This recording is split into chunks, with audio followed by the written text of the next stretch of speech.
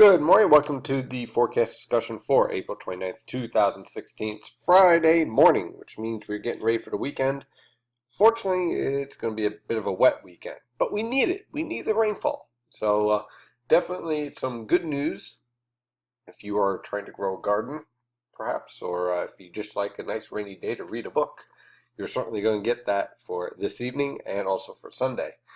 If you have outdoor plans, probably not the best forecast to get. So currently, temperatures ranging from the upper 40s to lower 50s throughout the region, with an easterly wind producing wet, raw conditions with some drizzle, some fog, some low clouds.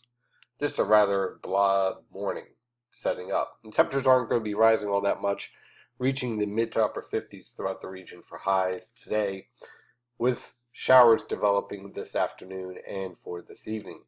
On the latest infrared satellite picture, this disturbance right here that you're seeing over the Great Lakes looks rather benign, but as it dives down towards this moisture-loaded low-level atmosphere, it's going to support the development of showers for this afternoon, this evening, and on through tomorrow, early tomorrow morning. Most of that is going to be focused over central New Jersey on north through the New York City metro. If you're in the Philadelphia metro, the rainfall will be more scattered in nature, more drizzle, more very light rain. Some locations may just remain cloudy, and that's about it. So the bulk of this rainfall is basically from Trenton and Monmouth County on north through the New York City metro, including also northeastern Pennsylvania, of course.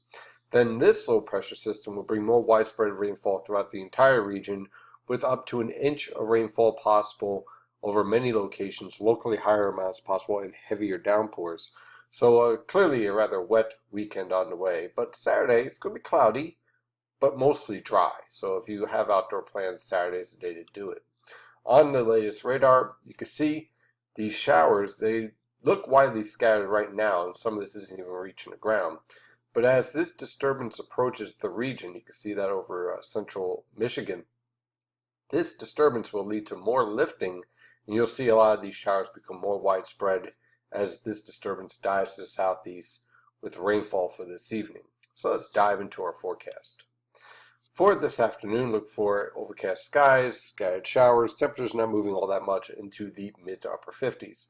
For this evening, again, more steadier rainfall basically from Philadelphia, central New Jersey on north. You see that going into the New York City metro. Southern Connecticut, you'll see steady rain as well overnight. Northern Connecticut, more scattered in nature. Same thing for the Hudson River Valley. But northeastern Pennsylvania, you'll see a good dose of rainfall as well. Anywhere from about half an inch to a quarter of an inch of rain can be expected with this disturbance moving through. Temperatures by tomorrow morning will basically range from the mid to upper 40s, with conditions drying out as that low pressure system exits. Saturday afternoon, dry conditions will be expected, rainfall developing by the evening, highs in the upper 50s to lower 60s along the coast, lower to mid 60s in the Delaware River Valley. Overnight Saturday into Sunday morning, this low pressure system with a warm front approaches the region with periods of rain throughout the day as this low pressure system tracks from west to east towards the Delmarva Peninsula by Sunday night.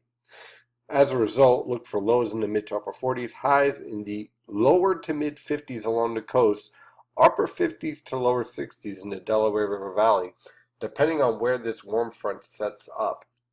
Now, to be very clear here, rainfall throughout the region, those lower 60s are highly dependent on this warm front pushing just north of Philadelphia.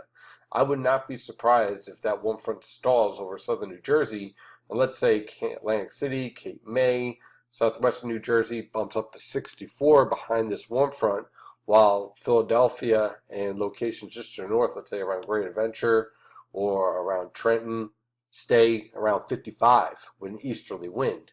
So it's going to be a very tight thermal gradient with this warm front of around 10 degrees or so. So don't be surprised if you're just stuck in that cool, uncomfortable weather with periods of rain throughout the day. It's not going to be pretty on Sunday, that is for sure.